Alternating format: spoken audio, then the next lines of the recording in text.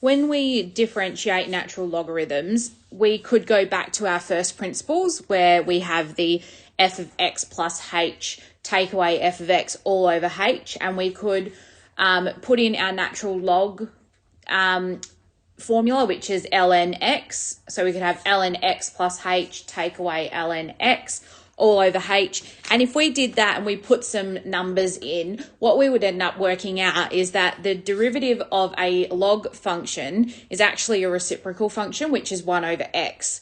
So the derivative of ln x is 1 over x, which is what I've written here in the red box. So if the function is the natural log of x, then dy by dx is 1 on x.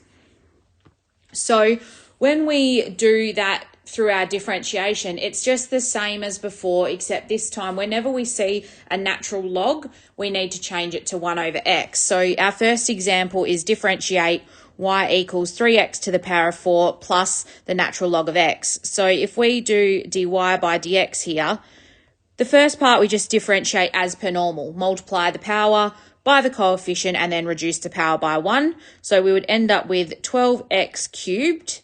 And then we also have to differentiate the natural log of x, where we know it becomes 1 over x. So then if we were to look at part B, where we've got y is equal to 3 times the natural log of x, dy by dx will end up becoming 3 times the derivative of the natural log of x, which is 3 times 1 on x, which can then simplify just to 3 over x. So it's just important that you remember it's the logarithm part of the function that differentiates to 1 on x, and then you simplify from there. So then with example 2, if we have a look at this one, it's the natural log of 3x squared plus 5x. Now, immediately you should be seeing, hang on a second, there is a function within a function here. Now, because it's a function within a function, we are actually going to have to use our chain rule. So this first one, we're going to do step by step, looking at the u function and the y function. So our u function is our inside function. So our u function is the quadratic there, the 3x squared plus 5x. And our y function would then become the natural log of u. So then if we do the derivative of each of these, du by dx, we'll get 6x plus 5, and y is going to become, dy by du is going to become 1 over u. And then to get dy by dx, we end up multiplying these two things together. So we'd have 6x plus 5 times 1 over u, which we know then that gives us 6x plus 5. But because we've also got a u there, we're just going to sub in our u function. So we'd have 6x plus 5 over 3x squared plus 5x. Now, if you look carefully at what the numerator looks like here compared to the denominator, you can see that the numerator of this answer that we've got is actually the derivative of the denominator. And that's the important part when we're looking at differentiating natural logarithms that involve chain rule. So chain rule with logarithms, if we've got a natural log of a function, then the derivative is going to be the derivative of the inside function divided by the inside function. And that's really important when we start doing integration as well, that you can recognize that the numerator is the derivative of the denominator. So if we now look at example 3, we're going to use the chain rule instead of breaking it up like we had to before. We're actually just going to use the fact that it becomes the derivative of the inside over the inside. So we've got y equals the natural log of 3x plus 5. So when we do our derivative, we do the derivative of the inside. So the inside function is 3x plus 5. The derivative of that is 3 over that one altogether. So it's 3 over then 3x plus 5. So 3 over 3x plus 5 is our derivative. And then for part B, we've got y equals the natural log of x squared plus 5.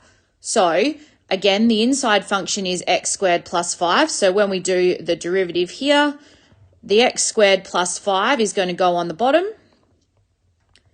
And we put the derivative of that on the top, which is 2x. So it's 2x over x squared plus 5. The next example is looking at differentiating the natural log of x plus 3 times x plus 4.